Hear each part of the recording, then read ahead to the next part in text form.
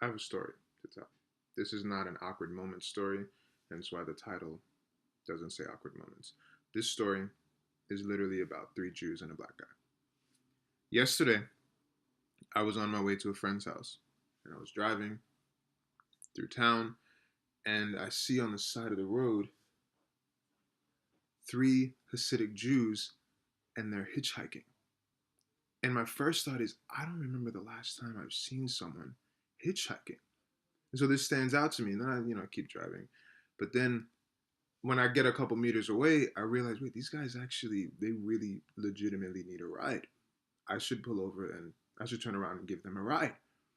But then I start thinking, wait, I need to get to my friend's house. Like I promised her I'd be here at this time, and it's far away. I might end up being late, and I'm not sure. But then I realized, what, these guys are probably going the same direction that I'm going to, so I should turn around and give them a ride. And also, I think, what's the worst that could happen? If something happens, this will make a good story, and that's always what leads me to doing something. Is it gonna make a good story? Yes, then you should do it. That's a good philosophy of life to live by. So I decided to turn around and go pick up these three Hasidic Jews. As I'm approaching them, however, I remember a friend of mine telling me that the Jews in this area are really rude and they're not particularly nice to black people.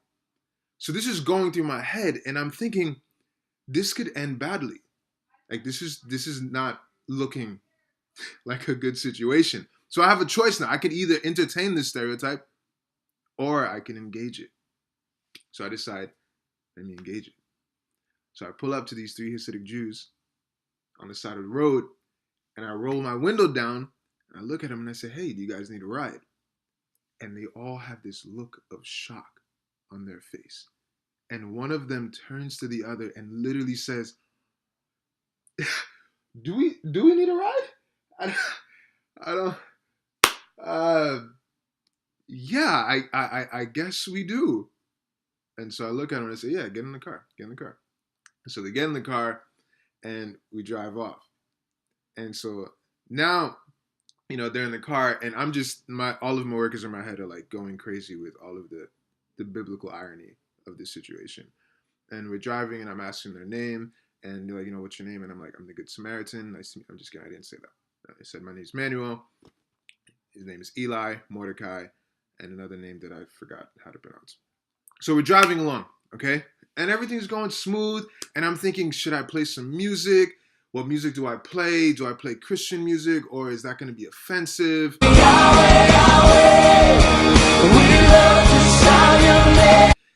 And then some of my workers like, no, you should play like some hardcore gangster rap. Well, it must be close to the Armageddon, Lord.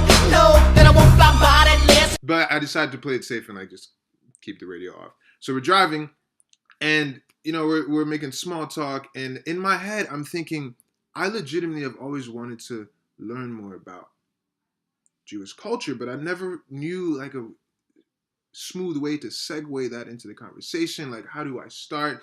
Like, hey, you guys are Jews, right? Is it true that you hate black people? Like, what do you, or I got my master's of divinity, so I too know something about the Old Testament. Like, what? I don't know how to transition that. So the best thing I come up with is, how old are you guys?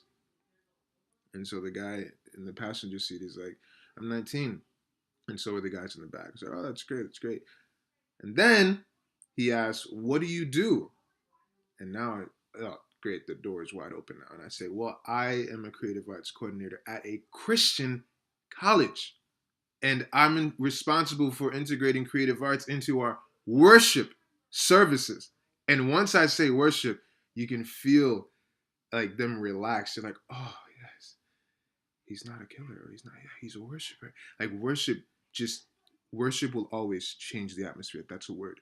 So once I said worship like that, you can feel the atmosphere shift. And he gets all relaxed and everything. And then I start asking them about their school and what's going on. And before we can get deeper, we make it to their school. And they step off. They're like, oh, thanks a lot for the ride. It was really great. And they step off and go to school. Nothing ridiculous happens. You're probably expecting something incredibly awkward, but it didn't. And here's the moral of the story.